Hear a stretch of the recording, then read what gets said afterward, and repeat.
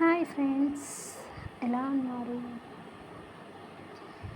ఎండ కదా, వేడిగా ఉన్నామంటారా? అంతేలే. సరే, అందరికీ తెలిసిన ఫుడ్డే కదా. యా, పెసరట్టు. ఉల్లి దోశ అనుకున్నారా ఏంటి? కాదు కాదు, పెసరట్టు. చూడండి. అబ్బా, భలే త్వరగా కాలింది కదా.